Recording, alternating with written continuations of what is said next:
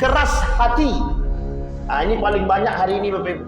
Selalu ingin merasa benar. Ada salah satu perbuatan masuk dalam kategori syirik kecil.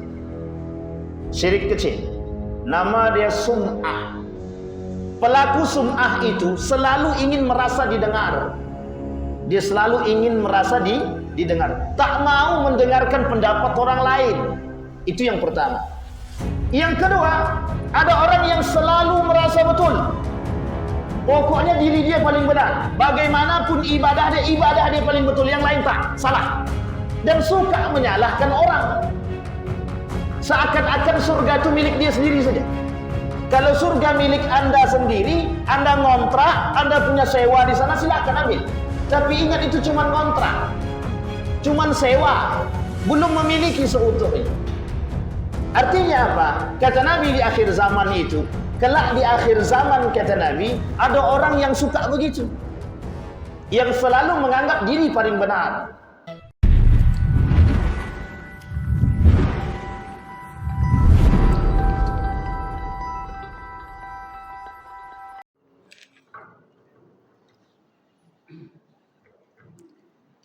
A'udzu billahi minasy syaithanir rajim. Bismillahirrahmanirrahim.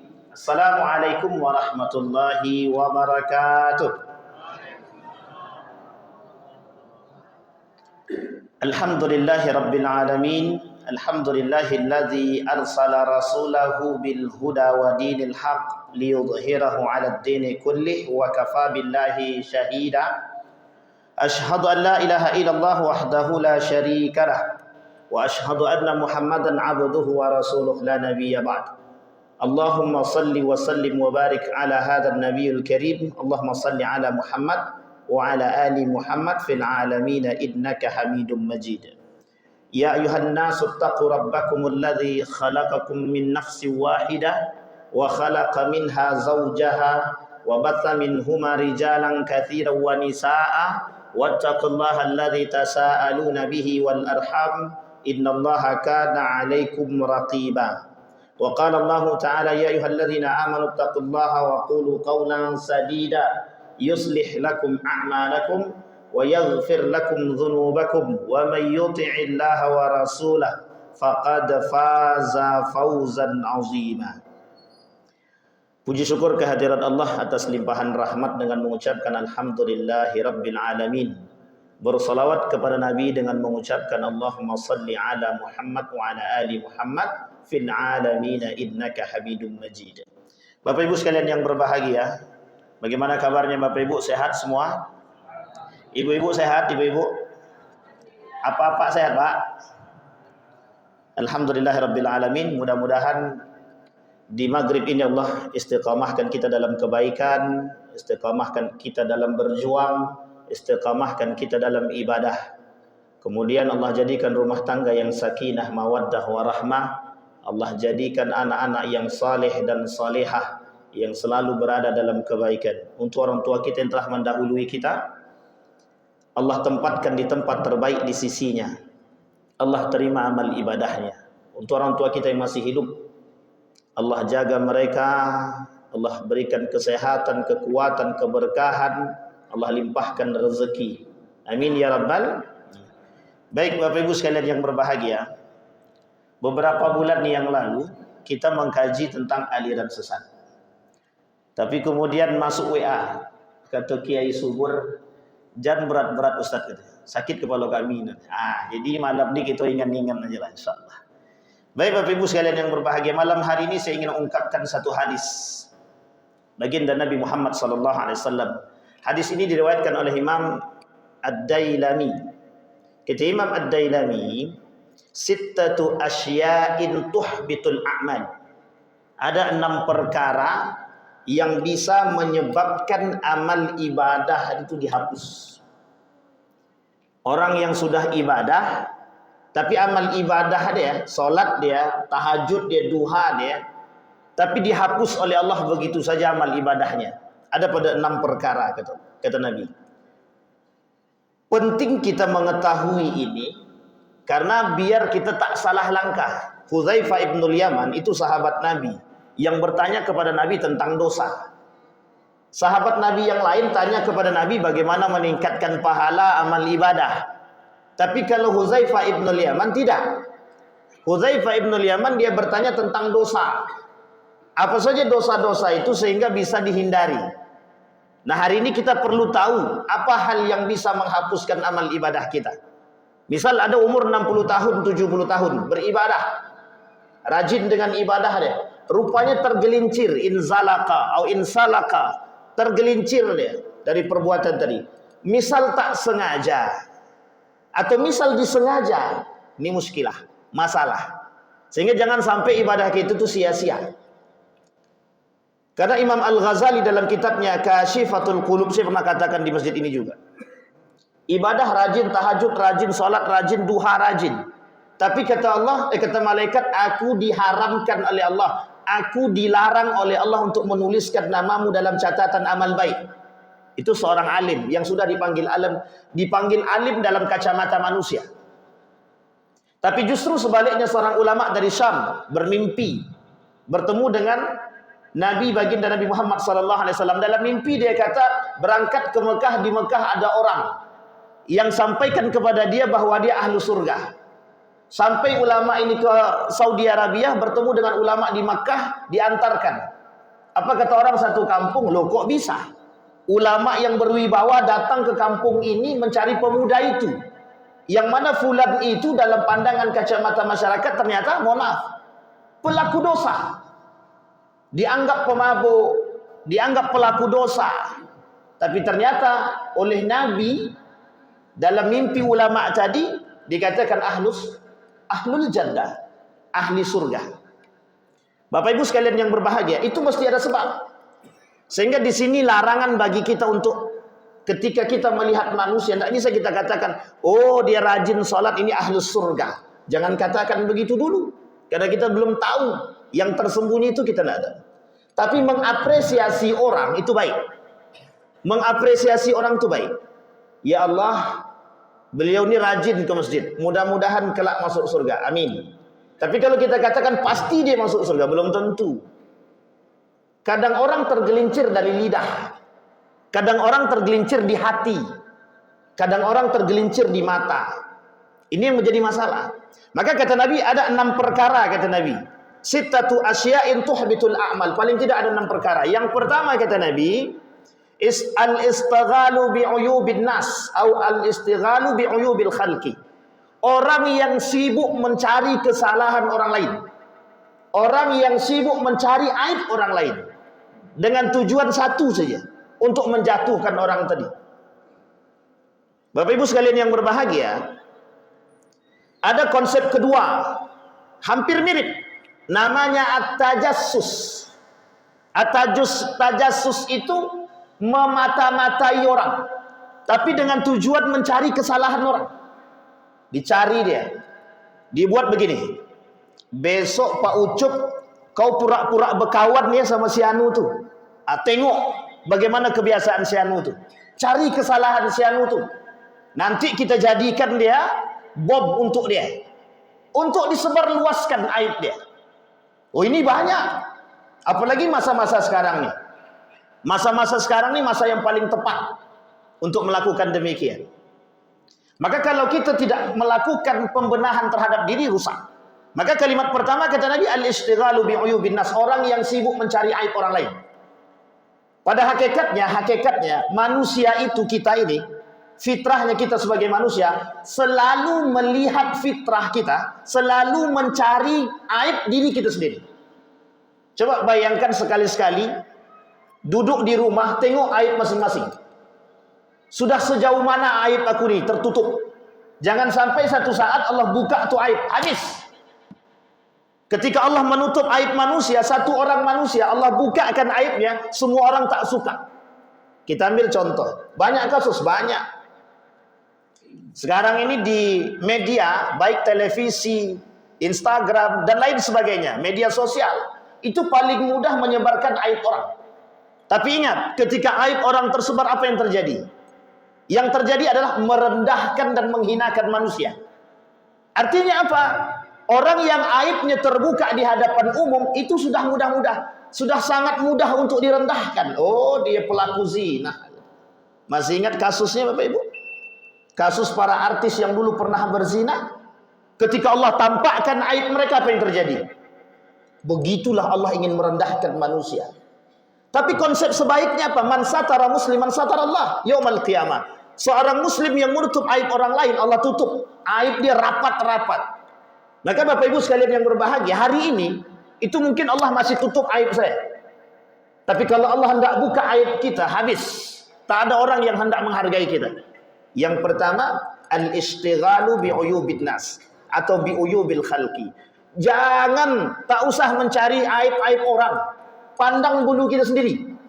Pandang diri kita sendiri. Kadang-kadang semut di pelupuk apa namanya? Semut di pelupuk gajah. Oh salah, gajah di pelupuk mata tak nampak. Semut seberang lautan nampak. Ah, itu maksud dari itu. Untung dibenarkan Ustaz Mahfud. Dan lama tak belajar bahasa Indonesia kan begitu.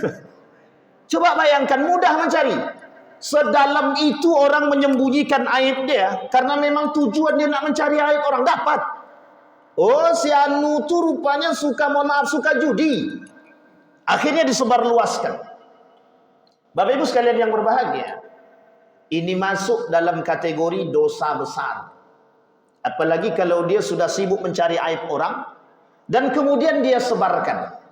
Kata para ulama, makna al-istighali bi'uyubil khalqi itu ada 3, kata para ulama. 1, orang yang sibuk, makna orang yang sibuk mencari aib orang lain itu 1. Ketika dia mencari aib orang lain, dia dapat. Setelah dia dapat, dia sebarkan. Setelah dia sebarkan, dia jadikan kunci. Kau mau tak aib kau sebar? Kalau tak mau aib kau sebar, traktir aku makan dulu. Ini masih mending. Mau tak aib kau sebar? Kalau tak mau aib kau sebar, sekarang kau mundur dari jabatan kau. Bisa jadi. Sangat bisa sekali. Maka Bapak Ibu sekalian yang berbahagia, kalau hari ini Bapak Ibu menengok, mohon maaf, menengok hari ini orang-orang sibuk akan mencari aib orang lain, apa kepentingan mereka? Selain daripada kepentingan dunia dan perut mereka, tidak ada. Karena kalau orang tak punya kepentingan, dia tidak mau cari aib orang. Ngapain? Capek-capek mencari aib orang, ternyata kita sendiri punya aib. Apa kata Nabi? Tuba liman syaghalahu aibahu an uyubin nas. Selamatlah orang yang sedang sibuk mencari aib diri dia sendiri ketimbang mencari aib manusia. Bapak Ibu sekalian yang berbahagia, saya ingin mengajak Bapak Ibu melihat keadaan kita hari ini, baik di sekeliling kita maupun dalam skala besar. Betapa hari ini manusia selalu mencari dan mengorek aib orang lain tanpa mau melihat kepada diri dia sendiri.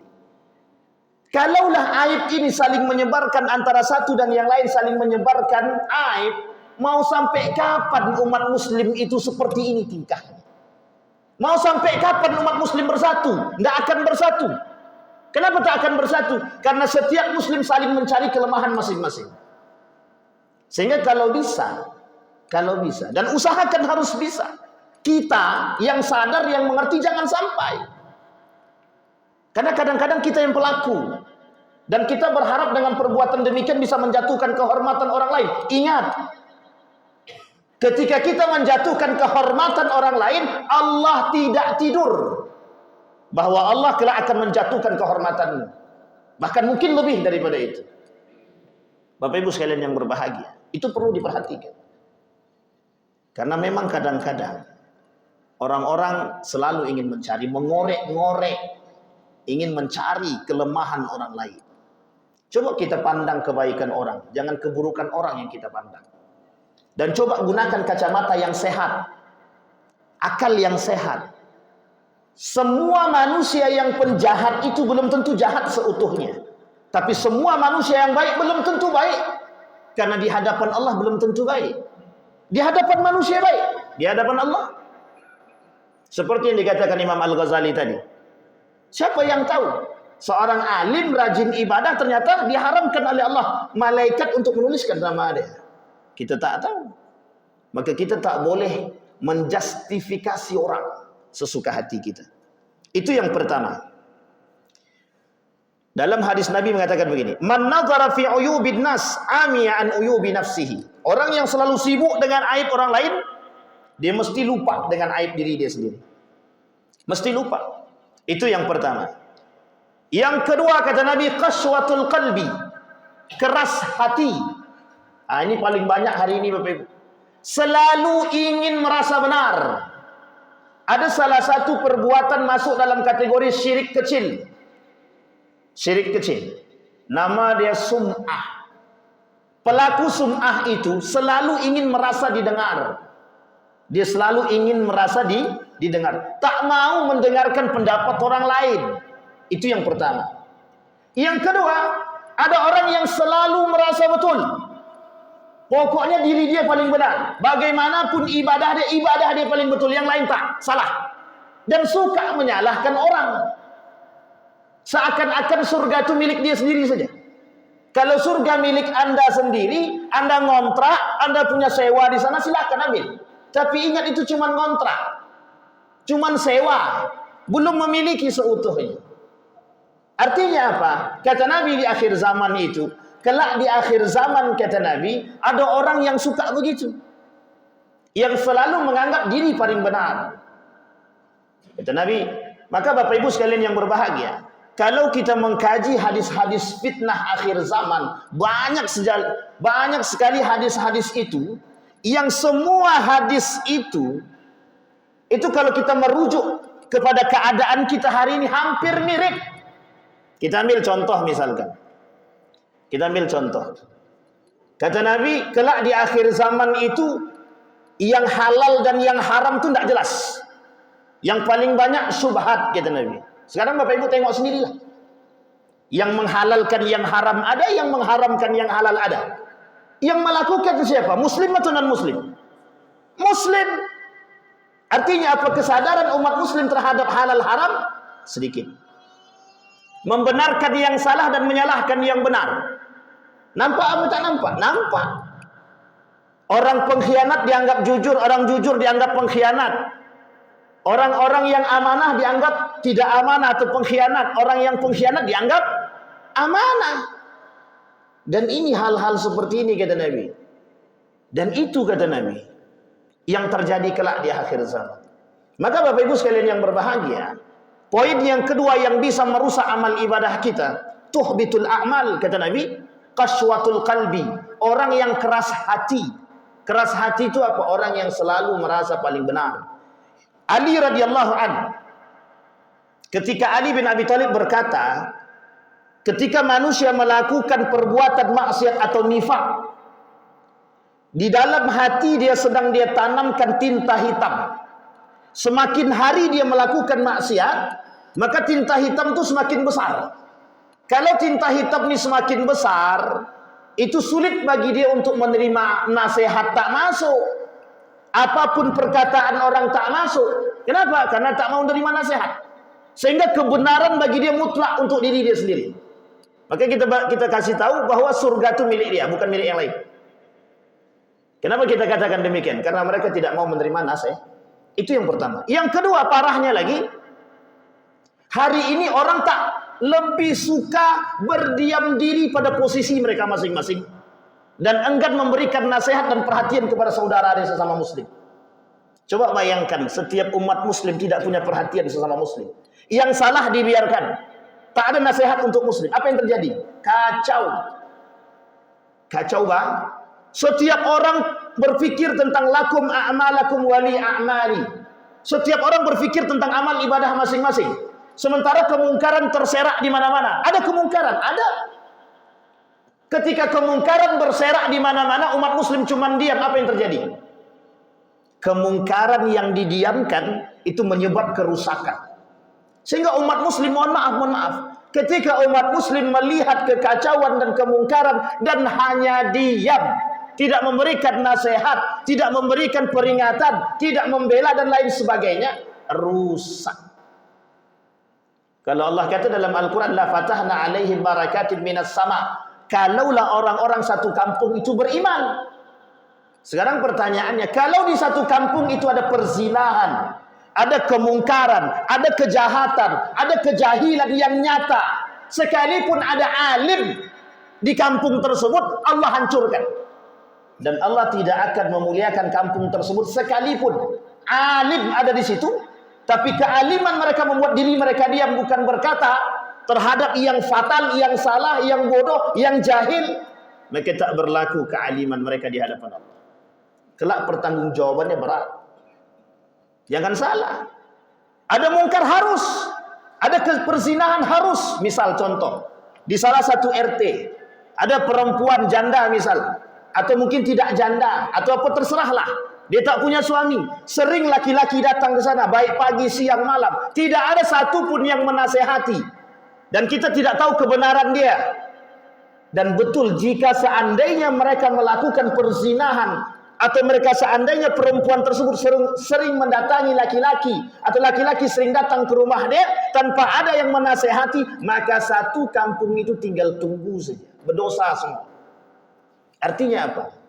Perhatian umat muslim terhadap muslim yang lain, itu yang dibutuhkan di akhir zaman. Hari ini kita diam dengan kemungkaran. Ada orang melakukan kemungkaran, ada orang yang suka melakukan kerusakan, ada orang yang suka melakukan fitnah, ada orang yang suka menuduh orang lain dengan perbuatan yang lain. Sadar kita akan perbuatan tersebut dan kita tidak menasehati dia, dan kita tidak memberikan peringatan kepada dia. Maka umat muslim itu sedang mengaminkan, sedang membenarkan perbuatan yang salah. Pertanyaannya, terjadi atau tak terjadi? Tak ada yang berani cakap. Terjadi apa tak terjadi? Kadang-kadang. Kadang-kadang terjadi, Ustaz, kadang-kadang tidak. Bukan kadang-kadang, memang begitu keadaan kita hari ini. Berapa banyak masjid di Pekanbaru? Berapa banyak pengajian setiap malam di Pekanbaru? Pertanyaannya adalah, berapa banyak kemungkaran yang terjadi di Pekanbaru? Kadang-kadang kerusakan itu terjadi karena kediaman kita. Coba satu kampung ini menolak suap. Kira-kira ada nggak yang berani nyuap datang ke kampung ini? Satu orang saja, mohon maaf, satu orang anggota dewan atau calon gubernur atau calon bupati atau calon apapun dia datang ke sini, suap dia. Apa kata satu kampung? Kami menolak suap itu, apapun bentuknya. Kira-kira besok ada lagi yang datang nggak? Tidak akan mau yang datang. Kenapa? Mereka takut. Hari ini kita dibuat begitu. 100.000 ke bawah kata dia tak suap. Kata undang-undang, kata peraturan begitu. 100.000 ke bawah tak suap, betul kalau? Tapi dalam agama Islam 100.000 ke bawah suap apa tidak? Jangankan 100.000 rupiah, 100 rupiah saja suap. Tapi sekarang kita disuruh mengaminkan perbuatan yang salah. Kembali kepada poin kita tadi. Artinya apa? Qaswatul qalbi. Ada orang yang memang hati dia keras, tak bisa dinasihati karena dia menganggap diri dia paling benar. Ada orang yang memang hati dia sudah tinta hitam, sudah besar. Orang tersebut tidak bisa menerima nasihat, tidak mau dia menerima nasihat. Maka apa yang harus kita lakukan ketika kita melakukan demikian? Kita harus sering-sering memberikan nasihat. Yang tadi dia hitam, yang begitu hitam, kalau sering kita beri nasihat, air batu yang sering kita tetes dengan air dia berlubang sendiri. Artinya apa? Jangan pernah capek. Jangan pernah capek. Kadang-kadang kalau kau tak mau aku nasihati, ya sudah. Awas sekali saja, habis itu dah kabur. Makin jadi dia. Hari ini dia sendiri, besok dia berdua, besok dia bertiga. Lama-lama satu kampung. Dah kalau satu kampung yang melakukan demikian, na'udzubillahi min dzalik. Kata Allah, orang yang melakukan hal demikian, itu amal ibadahnya dihapuskan oleh Allah. Dihapuskan. Itu yang kedua. Sekarang yang ketiga kata Nabi, hubbud dunia, cinta terhadap dunia. Yang ketiga, hubbud dunia, cinta terhadap dunia. Ini sudah saya sampaikan. Salah satu penyakit kata Nabi di akhir zaman itu yang membuat kaum muslimin itu lemah. Salah satunya adalah cinta dunia. Hari ini siapa sih yang nggak berkelahi karena duit? Bapak Ibu boleh jujur aja sendiri. Siapa yang hari ini tidak berantem karena duit? Tukang parkir bisa membunuh kawan dia karena 2.000 rupiah. Cuma nggak bayar 2.000, dia rela nyawa saudara dia dibunuh. Ini bukan masalah 2.000, Ustaz. Ini masalah gengsi. Ini masalah kehormatan. Bukan. Karena memang kita memikirkan perut kita.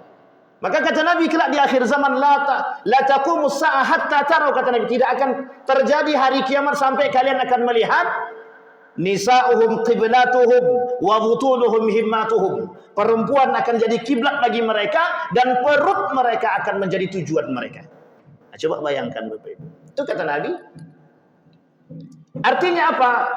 Kecintaan manusia terhadap dunia menyebabkan mereka lemah. Artinya adalah mereka demi dunia, demi harta, demi jabatan, demi kekuasaan, apapun akan mereka jual.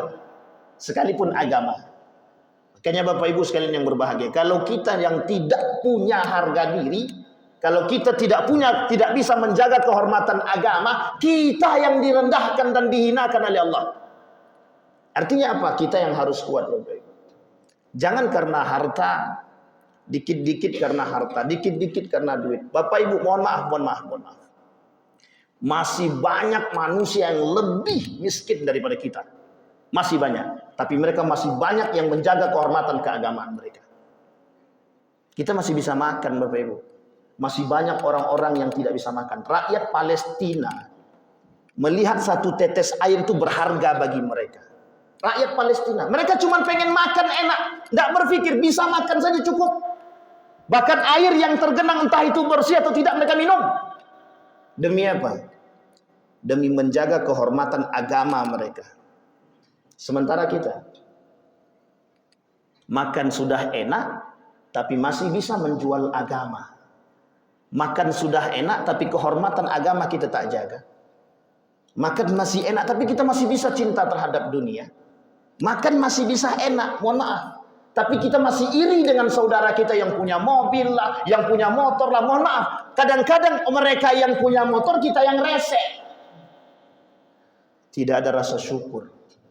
Apa kata Said Hawa dalam kitab yang lain? Kata Said Hawa, salah satu yang menyebabkan batal daripada syahadatnya umat muslim itu adalah ketika mereka tidak bersyukur dan kufur akan nikmat Allah.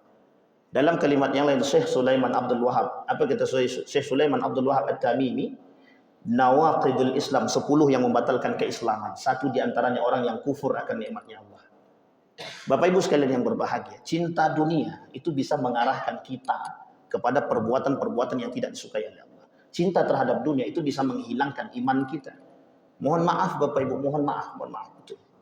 Jangan hanya karena 200.000, 300.000, 1 juta kita gadaikan agama kita. Kita gadaikan harga diri kita. Kita gadaikan kehormatan kita.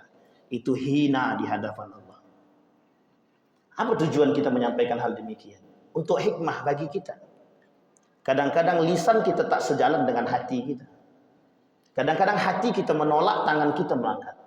Hati kita menolak, tapi tangan mengambil. Dengan dalih apa? Kau tak tahu kehidupan kami. Kau tak tahu begini, kau tak tahu begitu. Jangan rendahkan dirimu. Sudah dikatakan oleh Imam Syafi'i. Kata Imam Syafi'i, kata Imam Al-Ghazali, hari ini manusia yang mulia itu manusia yang mulia adalah manusia yang punya harta. Tapi manusia yang punya iman tidak semulia mereka yang punya harta. Sehingga kata Imam Al-Ghazali, innad darahima taksur rijala mahabatan wa majalisa. Kelak orang-orang yang punya wibawa itu, kata Imam Al-Ghazali, adalah mereka yang punya harta. Coba bayangkan Bapak Ibu, mohon maaf. Ketika Bapak Ibu melihat pada orang kaya yang menjadi donatur masjid. Kita contohkan donatur masjid saja. Kira-kira orang kaya tadi kita hormati apa tidak? Sangat kita hormati. Tapi coba balik sebaliknya. Ada orang yang mohon maaf. Mereka tidak menyumbang, mungkin hanya sekedar mendoakan dan sebagainya. Samakah penghormatan kita kepada mereka? Enggak sama. Sama Pak. Kalau Bapak Ibu dikunjungi, mohon maaf, rumah Bapak Ibu dikunjungi oleh bupati. Bapak Ibu sambut dengan baik apa dengan tidak baik? Sambut dengan baik apa tidak? Kasih makan apa tidak? Tapi coba yang datang orang miskin. Bapak usir atau Bapak kasih makan? Tergantung Ustaz. Tergantung apa dulu? Sampai di sini paham Bapak Ibu. Betapa terhormatnya mereka yang kita anggap punya uang hari ini. Tapi sungguh kata Imam Al-Ghazali, orang-orang seperti itu, mereka ketika kita melihat orang kaya, yang kita lihat bukan hartanya, tapi tengok akhlaknya. Sehingga bisa menjadi motivasi bagi kita. Kaya dia, akhlak dia baik, itu yang bagus. Tapi kaya dia tidak punya adab, dia ngapain kita contoh dia? Atau sebaliknya, ketika kita melihat orang yang di bawah kita miskin, yang kita lihat bukan hanya sekedar akhlaknya, tapi kita lihat hartanya. Kalau sedikit hartanya, banyak kita daripada dia, bersyukur kita. Itu yang ingin kita angkat. Maka kita Imam Al-Ghazali hari ini begitu. Apapun yang dikatakan oleh orang yang punya harta, apapun yang dikatakan oleh orang kaya, sekalipun salah benar. In takallama al-aghniya in asaba in akhta'a asabah wa in takallama al-masakin aw al-faqir in takallama asaba akhta'a. Orang kaya kalau ngomong apapun dia salah kali yang dia omongkan betul di hadapan manusia hari ini, kata Imam Al-Ghazali. Tapi sebaliknya orang miskin sekalipun dia berkata benar tetap salah. Bapak buktikan hari ini berapa banyak orang-orang yang punya uang bisa berlaku benar di hadapan manusia. Kenapa? Karena dia punya harta. Tinggal suap yang salah pun bisa Tapi coba orang-orang yang tidak mampu. Orang yang tidak mampu, benar kali pun yang dia katakan tetap sah. Hari ini kita begitu, mengukur orang dengan harta. Oh, dia banyak tuh donatur masjid, dia tuh kaya itu. Si anu tuh boro-boro ngasih uang 1.500.000 tak pernah ke masjid dah. Itu deh kadang-kadang kacamata kita begitu, selalu membeda-bedakan dan membandingkan satu dengan yang lain. Bapak Ibu sekalian yang berbahagia, konteks kita adalah kata Nabi, kelak di akhir zaman akan bermunculan orang-orang yang cinta terhadap dunia. Dan orang-orang yang cinta terhadap dunia, kenapa? Mereka terjangkit satu penyakit yang disebut dengan wahan. Wahan itu adalah hubbud dunia, cinta terhadap dunia, dan benci dengan kematian. Berapa banyak orang hari ini yang takut kehilangan harta? Berapa banyak? Bukan sedikit. Berapa banyak orang yang hari ini pilah-pilah kalau sedekah? Berapa banyak orang hari ini yang berat mengeluarkan itu? Dan disampaikan oleh Nabi, kelak di akhir zaman begitu memang. Sulit tangan ini untuk mengeluarkan, sulit. Kenapa? Karena mereka mengatakan apa yang aku dapatkan hasil jerih payahku. Apa bedanya dengan korun? Innama utituhu ala ilmin indi, kata korun. Yang aku kerjakan itu hasil jerih payahku yang aku dapat. Ngapain kalian datang sini minta zakat, minta sedekah dan lain sebagainya? Aku bekerja. Pendapatan yang aku dapat adalah hasil kerjaku, hasil jerih payahku. Adakah manusia hari ini? Kalau ada manusia hari ini seperti Qarun, dia telah membatalkan syahadat dia. Meskipun dia tidak kafir, tapi dia kufur. Bapak Ibu sekalian yang berbahagia, berat. Dan amal ibadah mereka dihapus oleh Allah. Dihapus. Allah tak mau terima amal ibadah orang-orang yang demikian, yang cinta terhadap dunia. Bapak Ibu sekalian yang berbahagia. Tapi Pak Ustadz, tidak ada yang tidak suka uang. Betul. Tak ada yang tak pengen jadi kaya, benar. Masalahnya ketika kita jadi kaya, kira-kira kita lebih baik atau lebih buruk? Itu pertanyaannya. Kalaulah kita dengan kaya semakin dermawan, itu yang diharapkan oleh Allah.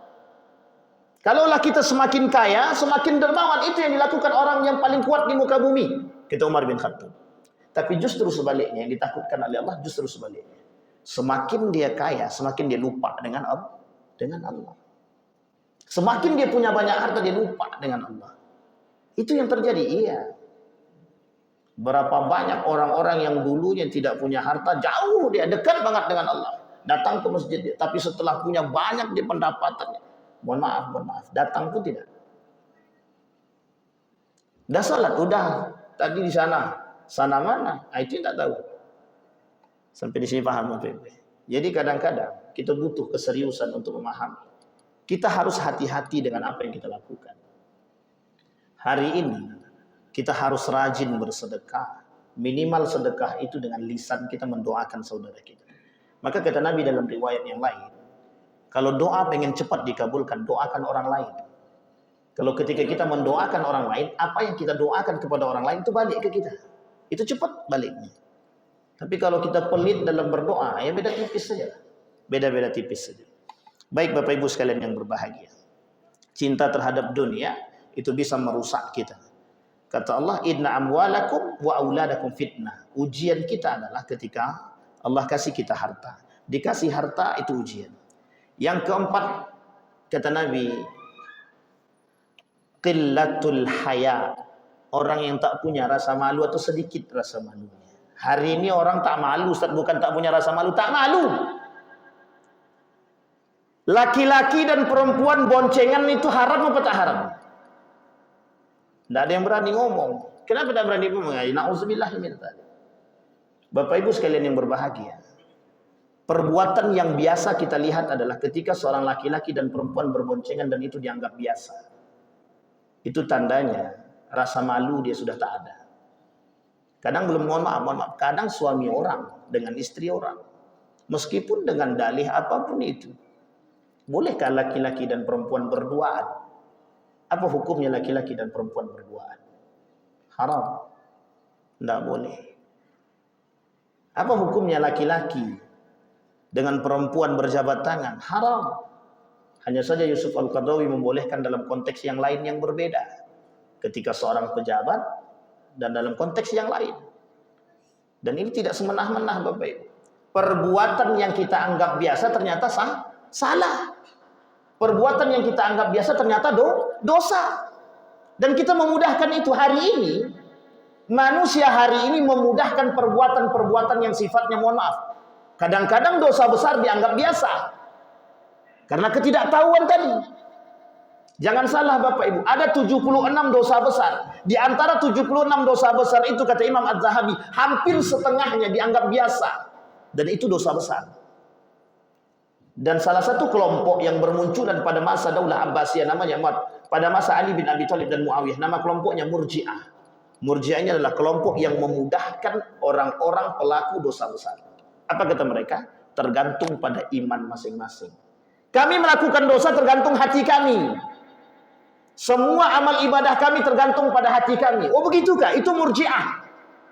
Aliran sesat. Dan itu yang terjadi. Dan sekarang bermunculah, tengok. Kemarin ada orang yang melarang jilbab.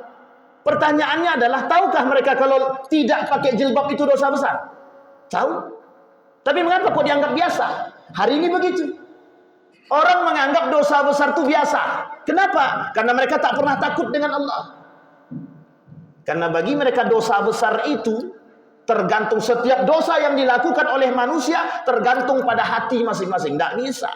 Orang yang melakukan perbuatan dosa besar, mereka terjerumus dalam perbuatan kufur. Habitat a'maluhum. Semua amal ibadah mereka dihapus oleh Allah. Coba bayangkan Bapak Ibu.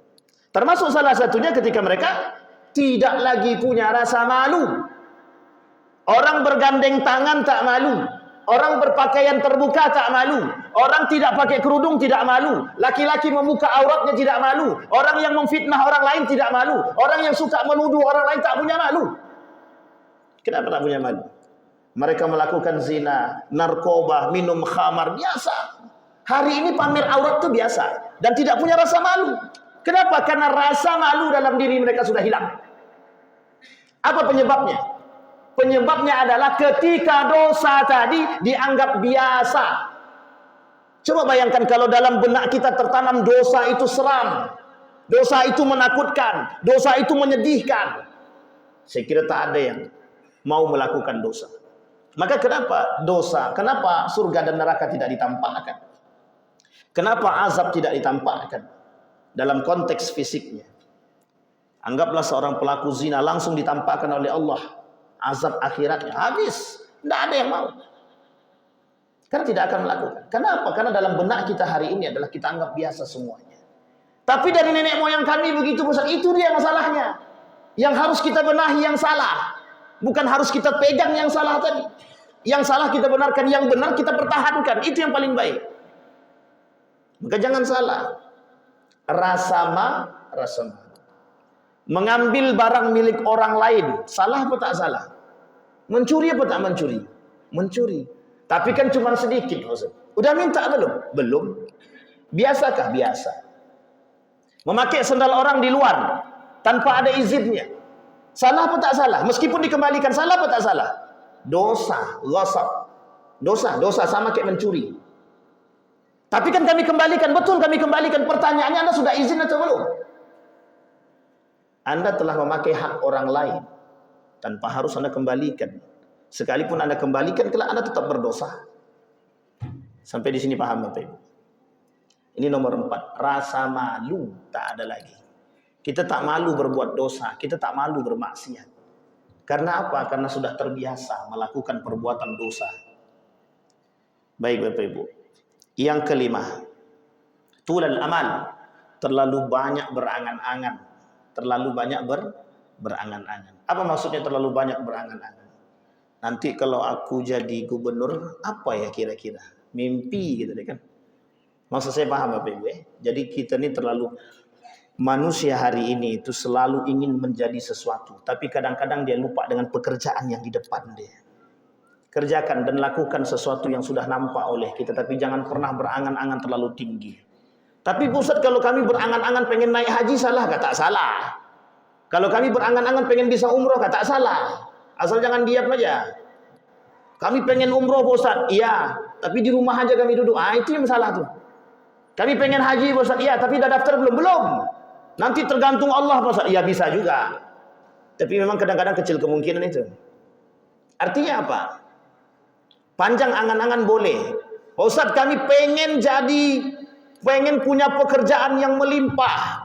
Pengen punya uang sekian miliar misalkan. Itu angan-angan tapi tak mau kerja. Jangan salah.